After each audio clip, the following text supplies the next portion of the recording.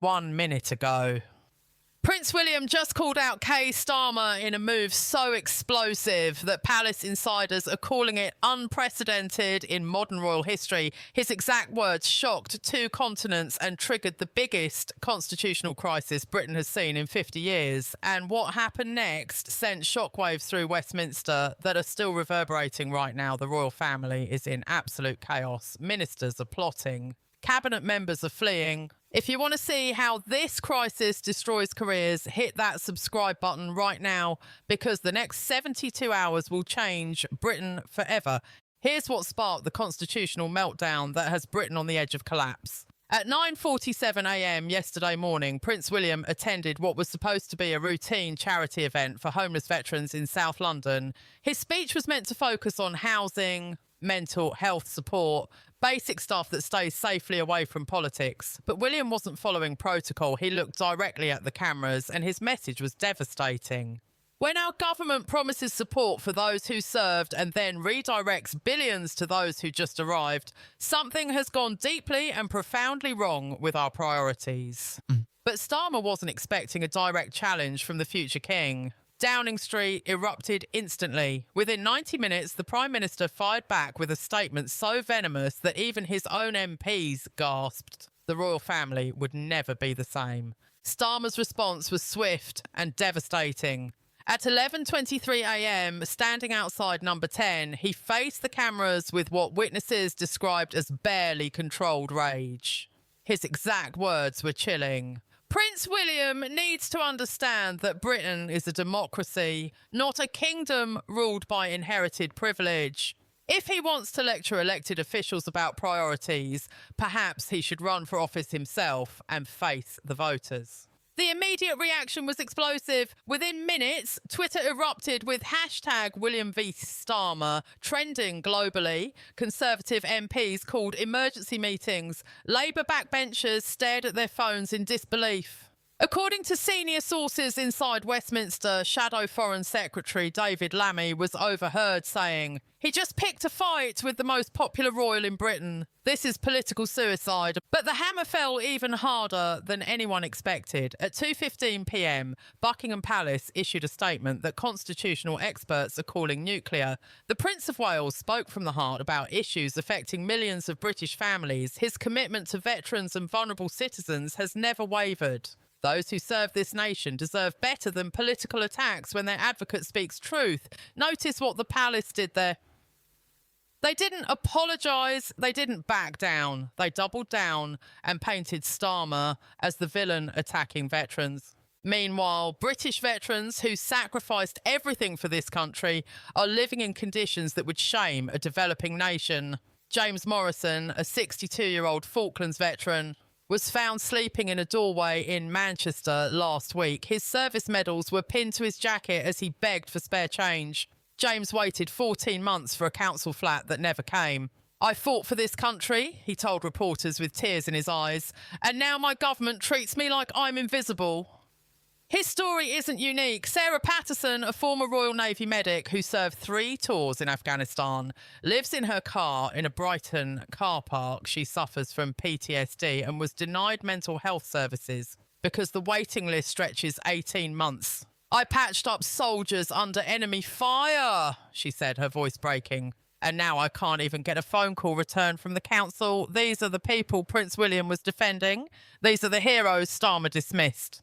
While asylum seekers arriving by boat receive immediate housing in hotels costing taxpayers £8 million per day, we're talking 4-star accommodations, 3 meals daily, spending money, full medical care and legal representation. The Britannia Hotel in Stockport houses 240 asylum seekers at a cost of £120 per person per night. That's £28,800 per night for one hotel. Meanwhile, James Morrison sleeps on cardboard. The contrast is so brutal, so obscene, that even lifelong Labour voters are questioning their loyalty. A YouGov poll released at 6 p.m. yesterday showed 68% of Britons agree with Prince William's statement. Among voters over 50, that number rockets to 79%. Among veterans and their families, it hits 91%. Starmer didn't just attack a prince, he attacked the conscience of the nation. Then something unprecedented happened that nobody saw coming. King Charles, who has spent 2 years carefully avoiding anything remotely political, broke 70 years of royal protocol with a move so bold that constitutional scholars are still debating its legality. At 4:30 p.m. yesterday, during what was scheduled as a routine meeting with the Privy Council, King Charles delivered remarks that were immediately leaked to 3 major newspapers. When my son speaks about duty, service and the welfare of those who defended this realm, he speaks with my full support, the King declared with what insiders describe as steely determination. The monarchy exists to serve the people, not the political class. Palace insiders reveal that Charles personally approved the leak. He wanted the country to know exactly where he stands. Senior advisers were overheard in heated discussions about whether this crosses constitutional boundaries. One long-time palace official, speaking anonymously, admitted, "In 30 years of service, I've never seen the king this angry. He believes Starmer disrespected William and, by extension, disrespected every veteran in Britain. The optics are catastrophic for the Prime Minister. You have a father defending his son, a monarch defending veterans, and a future king exposing government hypocrisy." Meanwhile, Starmer looks petty, vindictive and completely tone deaf to what matters to ordinary British families. But wait, because there's another layer that makes this even more explosive. According to 3 separate sources inside Kensington Palace, Prince William's speech wasn't spontaneous passion. It was calculated strategy months in the making. The Prince has been quietly meeting with veterans advocacy groups since last October. He's toured homeless shelters in 6 cities. He sat with former soldiers living in tents under bridges. One advisor close to William revealed, "He's been building to this moment for half a year. He knew exactly what he was doing, and he knew it would cause a firestorm." Which means this wasn't an emotional outburst. This was a future king drawing a line in the sand and about what kind of Britain he wants to inherit. Even more stunning, sources suggest Princess Catherine fully supported the speech and encouraged William to go further than his initial draft. She told him that silence is complicity. One palace insider claimed she said their children will inherit a Britain that's unrecognisable unless someone speaks up. Now, the royal family isn't just reacting to events, they're shaping them. The domino effect hit the economy before the markets even opened. By Friday morning, the pound sterling dropped 1.8% against the dollar. Its steepest single-day decline since the mini-budget disaster of 2022. Investment analysts cited political instability and constitutional uncertainty. £2.3 billion was wiped from the FTSE 100 in the first hour of trading alone. Goldman Sachs issued a note to clients warning of prolonged volatility. Morgan Stanley downgraded UK investment prospects from stable to negative.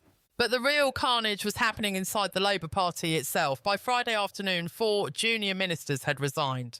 Transport Secretary Louise Hay was the first, submitting a letter that was leaked within 30 minutes. "I cannot serve a Prime Minister who attacks the royal family for defending British veterans." Home Office Minister Stephen Kinnock followed 2 hours later.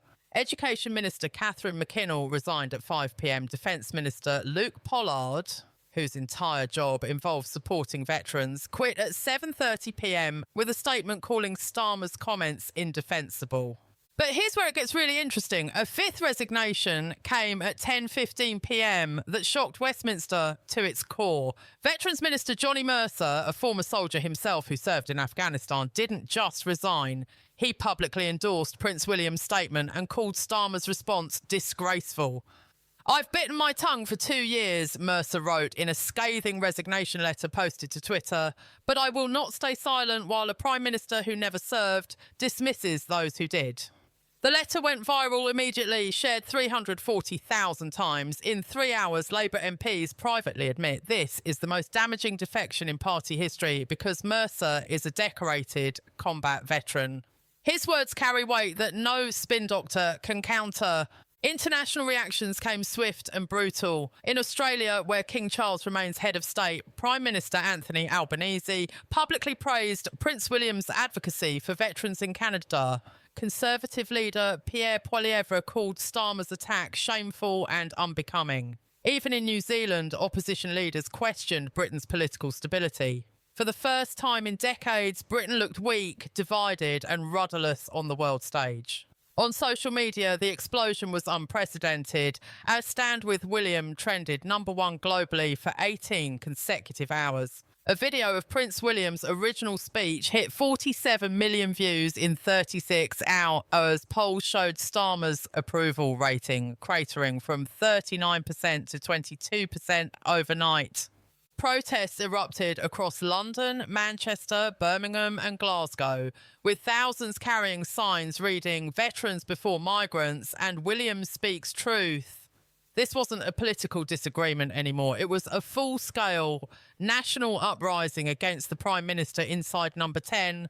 The atmosphere has become poisonous. Ministers are avoiding Starmer. Cabinet meetings that usually run 90 minutes are finishing in 20 because nobody wants to be associated with the crisis. Chancellor Rachel Reeves allegedly walked out of a strategy session after what witnesses described as a screaming match. Deputy Prime Minister Angela Rayner was overheard telling a colleague, "This is worse than I thought.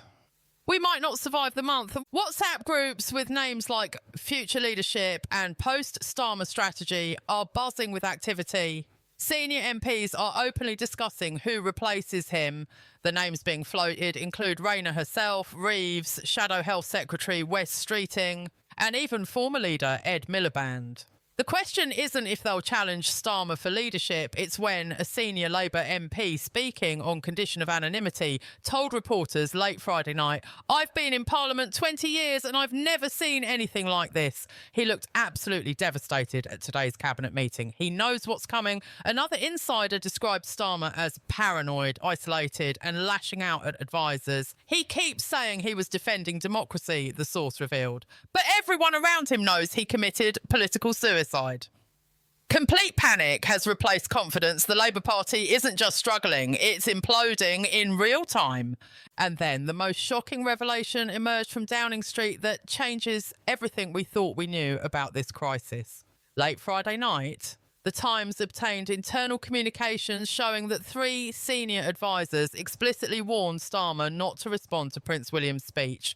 They told him to stay silent, let it pass, avoid the confrontation. One memo obtained by the newspaper was brutally direct. "Any public attack on the Prince of Wales will be seen as attacking veterans. This is unwinnable. Do not engage." Starmer ignored them. He overruled his entire communications team. He insisted on making the statement himself, which means this disaster wasn't bad advice or poor judgment from his team.